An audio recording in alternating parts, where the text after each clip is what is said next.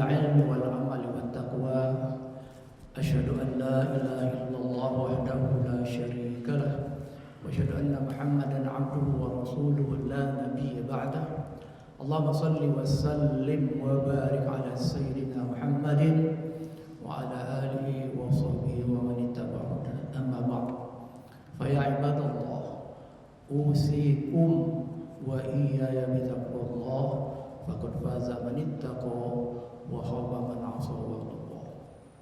قال تعالى في كتابه الكريم أعوذ بالله من الشيطان الرجيم بسم الله الرحمن الرحيم يا أيها الذين آمنوا اتقوا الله حق تقاته ولا تموتن إلا وأنتم مسلمون صدق الله العظيم. Hadirin jamaah Jumat yang kami muliakan, pertama-tama kita dahulukan puji dan syukur kepada Allah Subhanahu wa taala atas semua rahmat dan karunia-Nya, barakah dan nikmat-Nya, kesehatan dan kebugaran yang diberikan kepadanya, serta salawat dan salam semoga senantiasa dilimpahkan kepada Rasulullah sallallahu alaihi wasallam, kaum kerabatnya, para sahabatnya, serta semua pengikut sunnah hingga akhir zaman. Hadirin terhormat, hari ini Jumat tanggal 20 Syawal 1441 Hijriah. Ini artinya kita sudah meninggalkan Ramadan kurang lebih 19 hari. Hari ini kita masuk hari ke-20 bulan Syawal.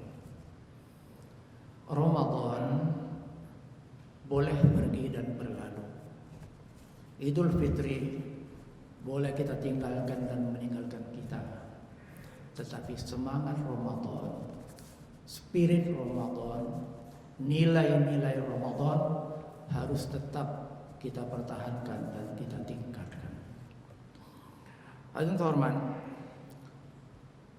dalam Ramadan kita dididik untuk menjadi pribadi yang takwa, insan yang muttaqin.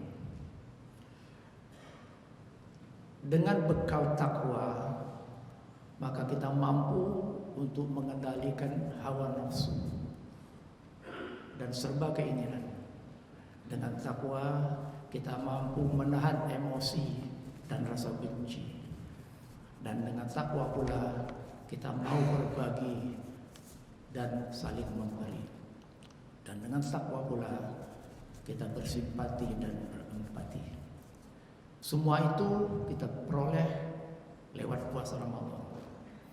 Demikian juga semangat untuk beribadah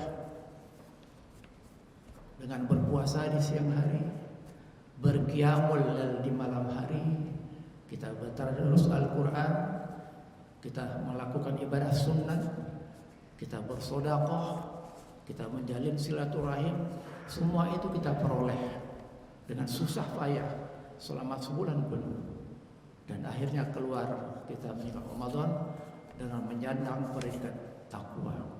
Mudah-mudahan takwa itu sudah kita peroleh dan tinggal kita pertahankan. Hadirin terhormat, bahwa takwa merupakan perintah Allah untuk kita lakukan sekaligus sebagai bekal kita untuk menghadapnya. Hanya dengan bekal takwa seseorang akan meraih cinta, ridho dan kasih sayang Allah. Oleh karena itu, marilah takwa ini kita rawat, kita jaga, karena kita meraihnya dengan capek, dengan susah payah, dengan serba pengorbanan.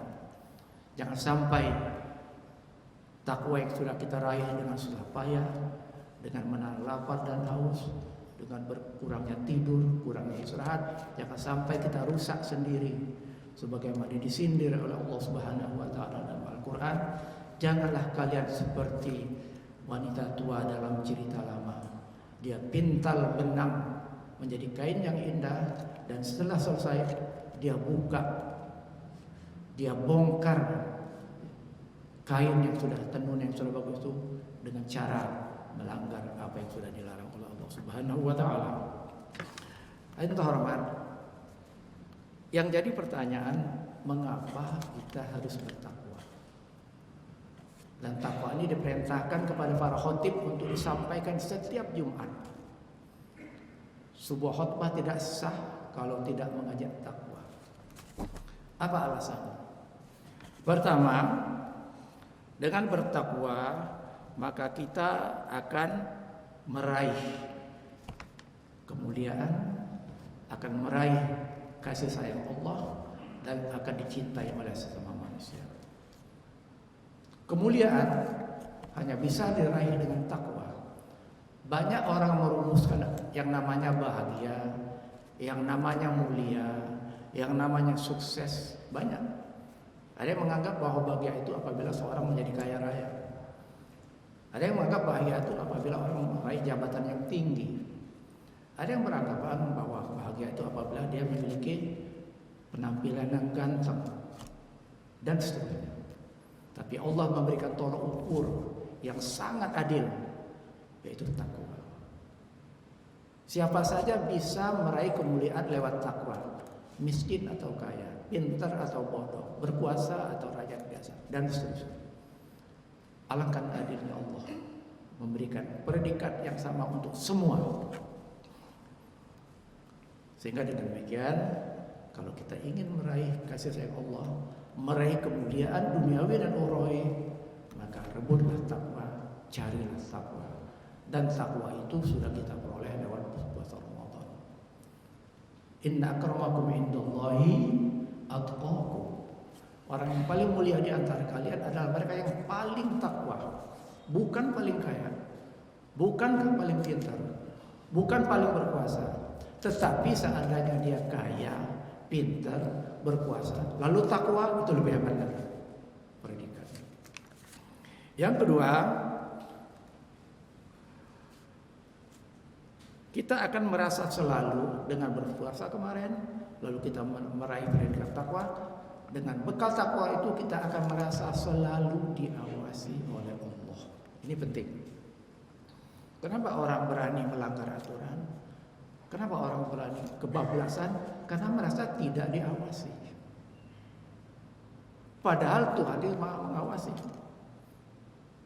Disebutkan dalam Al-Quran bahwa wa huwa ma'akum aina ma kuntum wallahu bima ta'maluna khabir. Tuhan selalu bersama kalian dimanapun kalian berada. Dan Allah Maha mengetahui semua gerak-gerik tindakan kalian.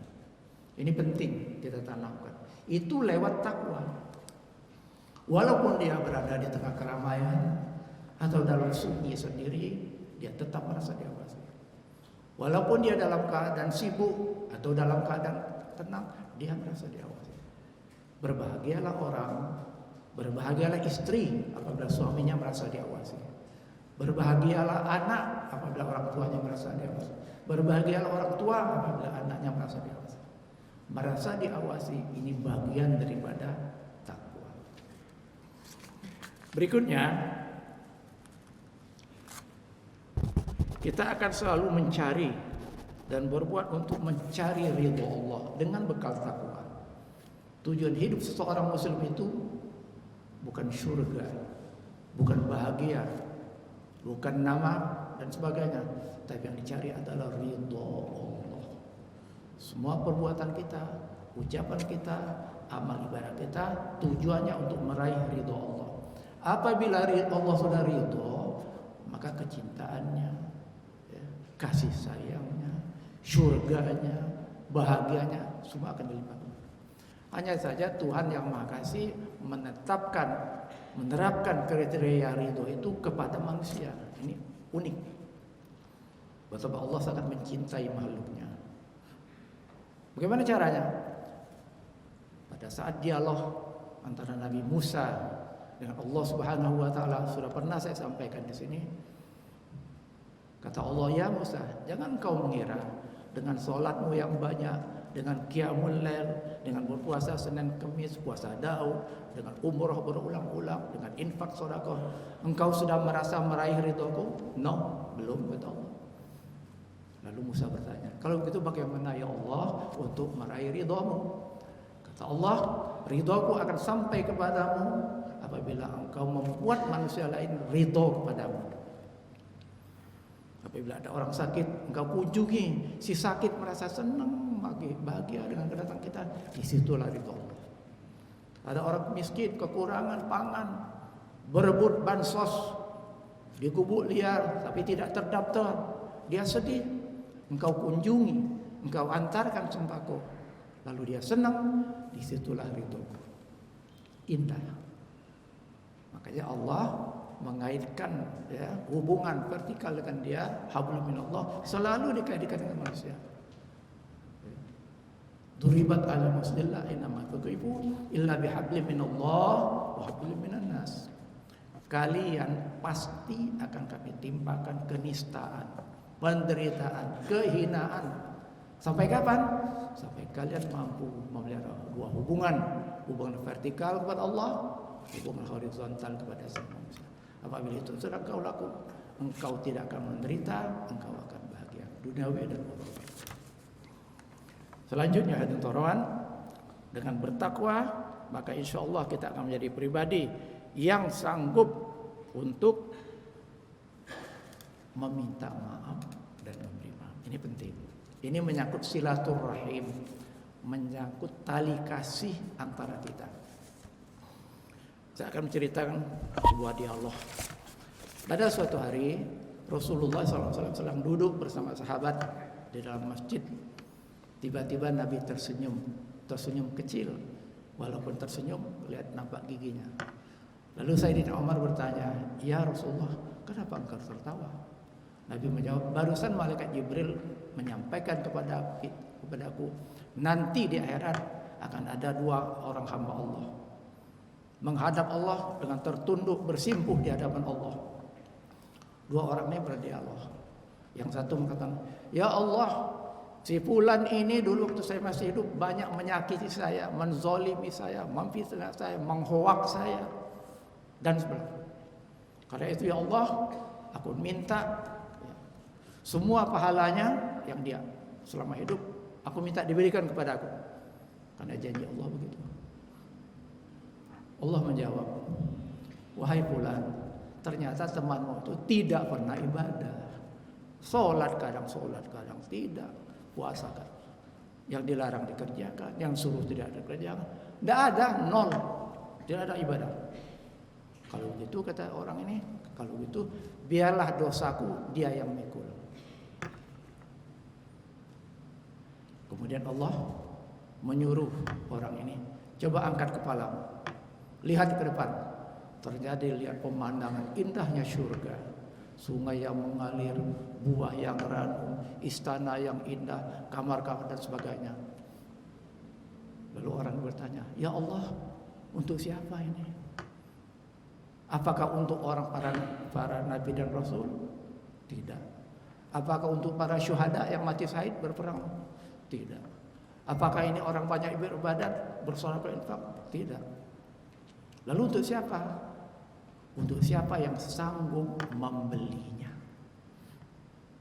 Orang ini tambah heran. Siapa yang sanggup membelinya? Ya Allah, engkau bisa membelinya. Bagaimana caranya? Engkau maafkan kesalahan saudara. Nanti insya Allah dengan maafmu itu, maka kunci surga akan kuberikan. Kalau gitu ya Allah, aku maafkan saudaraku, aku ikhlaskan, aku halalkan, aku halal bihalal dengannya, aku ridho, aku tidak akan menutup. Kalau gitu kata Allah, bangkit dan gandeng tangan saudara masuk surga. Ada indah. Jadi memberi maaf dan minta maaf indah, memberi maaf indah, saling maaf-maafkan lebih indah. Karena itu di hari-hari sesudah Ramadan, marilah ukhuwah yang sudah terdekat, yang sudah kita jalin selama ini jangan lagi renggang, jangan putus, tapi kita tingkatkan, kita semarakkan, sehingga dengan demikian rasa Allah itu akan terjalin. Jangan sampai putus, karena Allah mengancam mereka yang memutuskan silaturahim. La yadkhulul jannah man qati. Tidak akan masuk surga orang yang memutuskan tali silaturahim. Oleh karena itu pada kesempatan ini, pada khutbah kesempatan ini, saya juga mohon maaf kepada semua jamaah, kepada pengurus dan juga jamaah saling memaafkan. Apabila kita sudah saling memaafkan, kita keluar dari masjid ini dalam keadaan fitrah kembali. Fitrah dengan Allah suci bersih sudah. lewat Ramadan, lewat zakat fitrah, lewat ampunan Allah. Rahmat, maghfirah, dan jannah sudah diberikan Allah. Tinggal lagi sama manusia.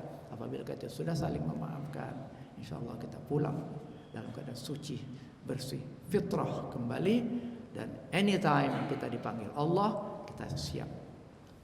Itulah barangkali renungan pada kesempatan ini.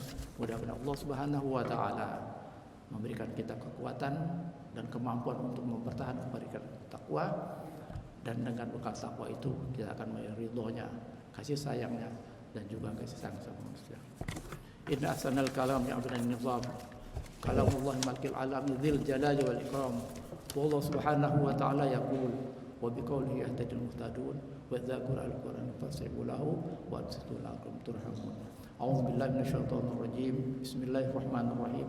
Wal 'asri innal insana lafi khusr illa alladziina aamanu wa 'amilus shalihaat wa tawassaw bil haqq wa tawassaw bis sabr. Barakallahu fil Qur'anil azim wa nafa'ani wa iyyakum bima fihi min ayati wa dzikril hakim wa taqabbala minni wa minkum tilawatahu innahu was-sami'ul alim. Aku qouli hadza wa astaghfirullaha li wa astaghfiruhu innallaha at-tawwab.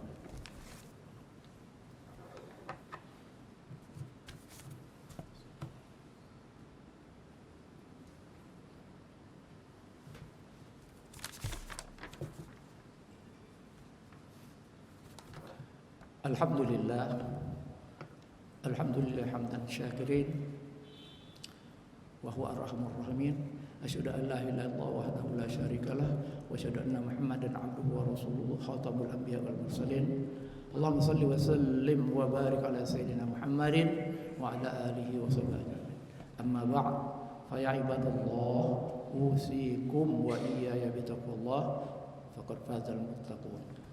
Hadirin yang kami hormati, marilah kita akhiri khutbah kedua ini dengan sama-sama berdoa kepada Allah Subhanahu wa taala agar kita selalu dalam ridha, dalam pengawasan, dalam kasih sayangnya. Innallaha wa malaikatahu yusholluna 'alan nabi ya ayyuhalladzina amanu shallu 'alaihi wa sallimu taslima. Allahumma shalli 'ala sayyidina Muhammad wa 'ala ali sayyidina kama shallaita 'ala sayyidina Ibrahim wa barik 'ala sayyidina Muhammad wa كما باركت على سيدنا إبراهيم في العالمين إنك حميد مجيد. وارض اللهم عن الخلفاء الراشدين أبي بكر وعمر وعثمان وعلي وعن التابعين وتابع التابعين لهم بإحسان إلى يوم الدين. اللهم اغفر للمؤمنين والمؤمنات والمسلمين والمسلمات الأحياء منهم والأموات برحمتك يا أرحم الراحمين. اللهم انصر الإسلام والمسلمين وأهلك الكفر اليهود والمشركين وأعلِ كلمتك إلى يوم الدين. Rabbana atina fid dunya hasanah wa fil akhirati hasanah wa qina adzabannar wa adkhilnal jannata ma'al abrar ya aziz ya ghaffar ya rabbal alamin. Ibadallah, innallaha ya'muru bil 'adli wal ihsan wa ita'i dzil qurba wa yanha 'anil fahsya'i wal munkari wal baghi ya'idzukum la'allakum tadhakkarun. Fadhkurullaha al-'azim yadhkurkum washkuru 'ala ni'amihi yazidkum was'aluhu min fadlihi wa la dzikrullahi akbar. Aqimus shalah.